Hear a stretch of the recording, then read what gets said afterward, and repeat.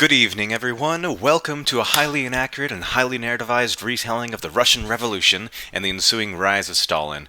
The primary goal of this video is to be entertaining, not accurate. I'm here to tell a story. I hope you can learn a few things from it. I hope that it's accurate enough, but the main goal is to tell a fun tale of how the most impressively oppressive nation actually came into being. I'm probably going to get some things wrong. I'll probably tell a few things out of order. I'm not trying to get every single detail right. I'm just trying to tell a fun story. So without further ado, let's just jump right into it.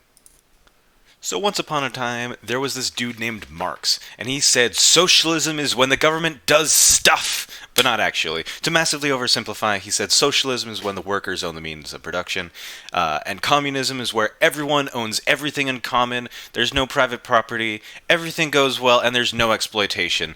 Again, that's a massively simplification, but for the sake of this video is not about communism and socialism, it's just about the facts. And the important part is that there were these three people, Stalin, Trotsky, and Lenin. They studied his ideas, and they were like, "Ayo, that's some pretty good ideas," especially Lenin.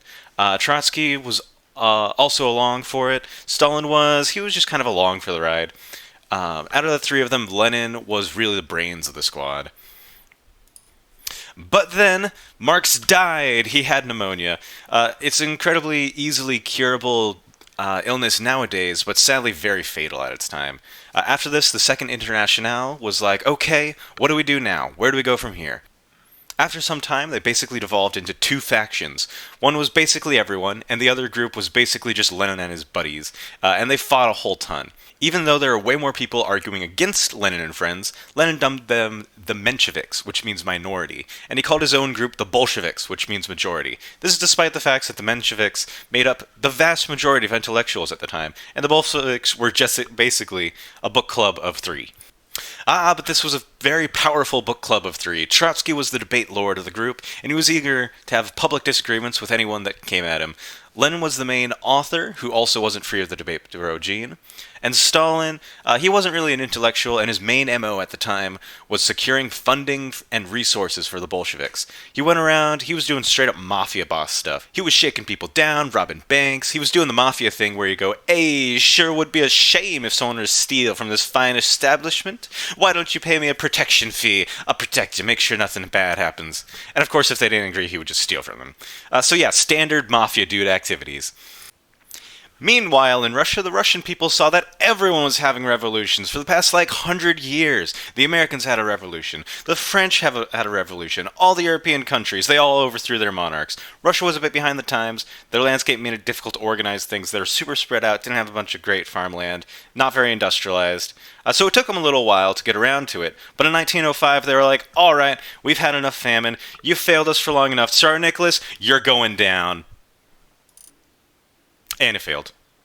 Well, it mostly failed. The Tsar, to make the workers go away and stop bothering him, he was like, alright, I'll give you a little bit, I'll meet you in the middle, and he established worker councils. And a little bit of a constitution, not a super strong one, but it gave them a little bit of democracy. He definitely was still the guy in charge, though, so the revolution ultimately failed. And then World War I started. Originally, Russia wanted to keep its distance, but then they said, hey, everyone's fighting in this war. It's a world war. Why don't we throw our hat in the ring just a little bit? And so they took food and wheat, mostly wheat, from the already starving and famished Russian citizens, and he sold them to other nations that were fighting in the World War. At the same time, while the World War was going on, there was this really wacky dude, Rasputin. He kind of came out of nowhere. He was a priest, but he wasn't like a noble priest or anything. He more or less just came from the wastelands. He just emerged, this hobo figure. And he goes up to the nobility and he's like, "Hey, how's it going?" And apparently he was a pretty charismatic dude, so he fit in. Somehow he got chatting with them. Even though he looks like that, he has creepy eyes, he's staring way too hard into my soul right now, but he still got along with them. But the most important thing about this dude was not just his charisma. You see, the Tsar's son, he had so many daughters, but just one son, and he wanted that son to take the throne, because, male has got to be king or whatever. But this made his son very important, but he was in very bad health. From his birth, he had always been in bad health. And Rasputin comes along, he's like, "Hey, I'm kind of a doctor. Why don't you give him this wacky solution I came up with myself? It's not scientifically proven, but just have your son drink a little bit of bleach. It'll be okay." Okay, he didn't actually say bleach. Bleach wasn't a medicine back then. But yeah, they gave the sun these crazy, wacky, unproven solutions. What do you know? The sun got better. He wasn't permanently better. But the next time he got sick, they went to Rasputin and he was like, hey, try this different thing I thought up. And at this point, somehow, the sun was actually in pretty fairly good health. The Russian people, especially the Russian nobility, saw the royal family hanging out with this creepy guy way too much. This random hobo off the streets. There were tons of rumors that Rasputin was sleeping with the queen. If you ever heard the song Rah Rah Rasputin, Lover to the Russian Queen, well, that's what that's all about. But nobody likes Rasputin, and the nobility, nobody's going to nobility, so they try and assassinate him. Now, this next part is highly disputed, but the story goes that they stabbed him, and apparently he was just fine after that. He didn't care that much about being stabbed. And at a different event, completely unrelated, they tried to poison him, and he was like, okay, this is a good wine, and went out and just partied for the rest of the night. But they just cornered him, and they shot him like a billion times. 2 bullets in his head, there was a bullet in his spine, bullet in his arm, and apparently he was still alive after that. He was just on the floor like, damn, you shot me. And he was alive, though. So they kicked him in the head, knocked him out, and apparently that didn't kill him either, because they wrapped him up in a bunch of ropes, tossed him out into the snow, and when his body was discovered, they did an autopsy, and there were signs that he tried to break free from the ropes after he had been thrown out. And according to the report, the only thing that actually got him was the cold of the Russian winter.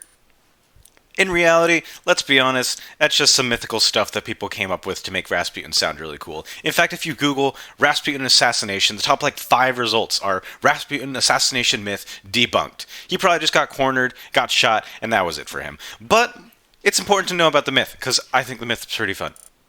But anyway, after Rasputin was killed, things more or less went back to normal. The Tsar started to see that World War I was looking like it was going to have a definitive victory, and he said, well, alright. It looks like after this is all said and done, we're really going to chop up all the losers. I get some free land out here, get some resources, plunder our enemies, all that fun, and I'm going to send some troops in, just to say I was there.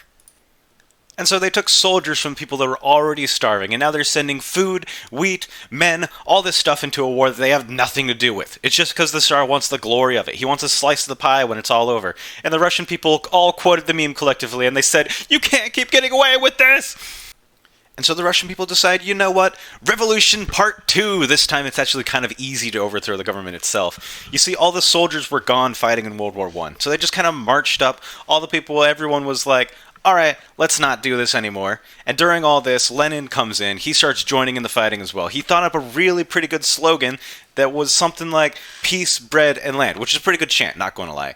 And so he goes up to the capital, leads all these angry folks, and forms what he calls the Red Army. And he wins! He teams up with the anarchists, the liberals, and the reformists, and he wins. And now they've got to decide, how are they going to govern? Now, this next part, it's not actually a single event, and I probably just made it up. I heard it somewhere, I swear, but I can't find anything on it.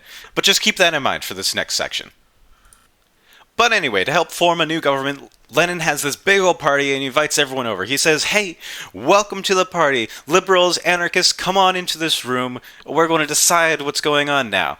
But then, dun dun, a bunch of fucking ninjas pop out of everywhere, and they killed the anarchists, and they killed the liberals. They literally stabbed them in the back. They killed all of them. They brought the leaders into this room, and they just slaughtered everyone.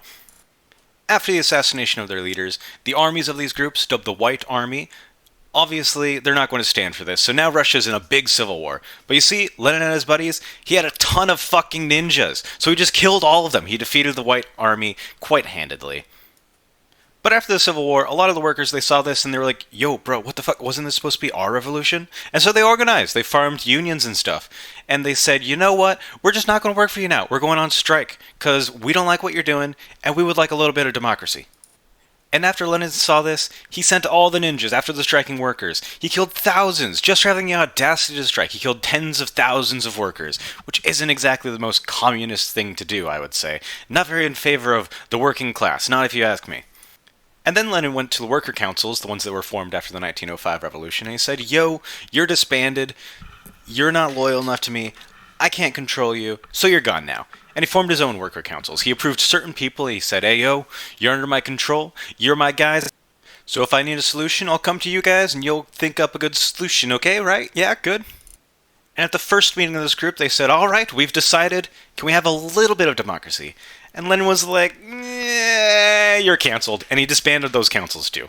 And so at this point, it's just him, Trotsky, Stalin. They're basically just all the dudes making the decisions. There was no body of workers working under them. There were no unions. There were no advisors. It was just them. And what they said went. And that was that. And at this point, they declared, we've got communism! Communism is when you do anything that Lenin and the boys tell you to do, or else you'll get killed. Yay, communism! And then they actually had to govern stuff, and he said, well, now what? Lenin's original plan was that he would have the revolution, and then everyone else, the entirety of Europe, the entire globe, they would also have communist revolutions. And the defending the revolution stage would only be temporary. And once everyone else joined the dark side, they could open back up trade. They would be able to have goods traded from other nations. They wouldn't have to defend themselves from ongoing attacks from capitalist nations. And so he waited and waited, all the while focusing on defending the revolution, make sure there were no counter-revolutions, just keeping Russia exactly the way it was until the rest of the world could catch up. At this point, he was hella stressed from all the work that was involved in running a nation, work that he didn't expect to be doing. He expected just to throw a revolution and have everything be fine. But all the stress from all this ended up giving him a series of aneurysms, and he died. A side note, they did some weird shit to his body. They, preserved it, and it's on show today. It's still, you can just go see Lenin's body if you really wanted to. But Trotsky and Stalin, they put on a big funeral, a huge ceremony, so that everyone could mourn over Lenin's body. And Stalin, he kind of saw this as an opportunity. Of course, Trotsky, he also wanted to lead the nation, but Stalin, this was the moment that Stalin had been waiting for. At this point, the two gang members, Trotsky and Stalin, they're now the main leaders. They're co-leading. But oh man, did they not get along. They bickered about basically everything. They went back and forth and back and forth. Stalin's main idea, his main plan, was all about the plans. He wanted to industrialize everything. He wanted to have strict deadlines, strict quotas, and everything that came with that. Trotsky was more like, hey, Lenin, he waited all this time for a revolution to happen. We've got to go. We've got to make the revolution happen in other countries. We've got to get more land. We've got to encourage revolutionary activity in neighboring countries. We got to go. We got to expand as much as possible. But these two really just could not agree on anything. If one of them wanted to build a bridge over here, the other one wanted to build the bridge over there. One wanted prison camps, the other one wanted no forced labor at all. They really just did not get along. Stalin, though, he was just a little bit more powerful. He had all the connections, and because of this, there were rumors that Stalin would have Trotsky assassinated. And Trotsky, instead of just waiting around, waiting to be assassinated, he's like, alright, peace, I'm heading out. He leaves. He seeks refuge in other countries.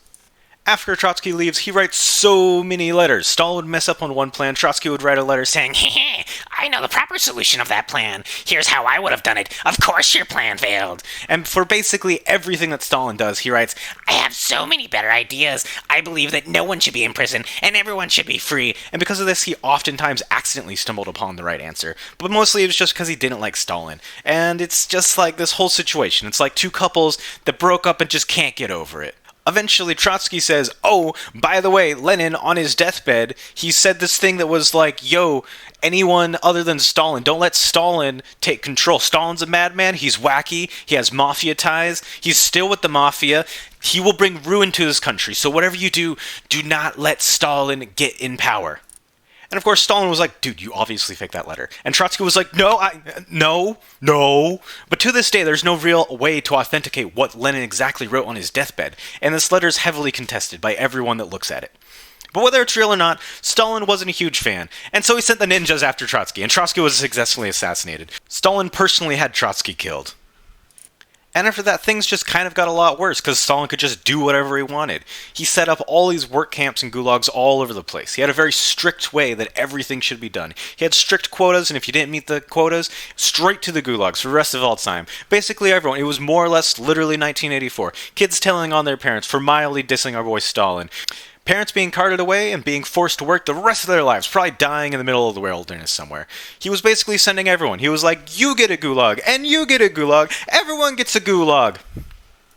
There are so many stories from this era, both real and fake, about all the wacky things he personally did. He didn't even try to hide that he played favorites, too. There's this one story about a famous piano player that Stalin was personally a fan of, and the piano player wrote a letter saying, hey, yo, Stalin, fuck you, you're a total totalitarian dictator, no one likes you, also you're ugly. Stalin read this letter and he said, I would have literally anyone else thrown in the gulag for that, but we stan your style of music, so you're good, we're alright. There's also a story about a time where Stalin gave a speech and everyone super loved it. They stood up and they clapped and they clapped and they clapped and they clapped and they clapped for 5 minutes went on. They were still clapping. 10 minutes, they still clapped, still clapped. Eventually everyone was like, all right, this is a little ridiculous. We got to sit down. And very hesitantly, a few people started sitting down and stopped clapping. And eventually everyone stopped clapping because you can't clap forever. But after everyone started walking out, the secret gulag police come over to the first couple people that sat down, and those people were sent right into prison for the rest of their short lives. Whether you believe that actually happened or that's just a CIA conspiracy theory, the important part is that there very much was an ever-present fear of the secret police being around any corner at any time, and they could send you away for any reason. Not because you even insulted the state or anything, just because you had the audacity to glance at Stalin in the slightly wrong way. So yeah, in summary, the real motto of this era of Russia is just, somehow, it got worse. And that's it. That's where I shall leave you, with Stalin having complete control over one of the most totalitarian societies of all time. So yay! That's my video, that's my thing. If you would like to continue the story, I strongly recommend the movie Death of Stalin. It's a comedy about the power vacuum after Stalin died. It does a really good job at capturing the entire mood of the area, and it somehow manages to still be quite funny. As for me, though, if you have any questions, comments, feedback, just leave them in the comments below. I'm not really expecting this video to blow up, and I'm not sure if I'll ever make a video like this again, but either way, I'd appreciate if you shared this video and maybe even gave it a like. Regardless, thank you for tuning in to Good Socks Productions, and I hope you have a great evening.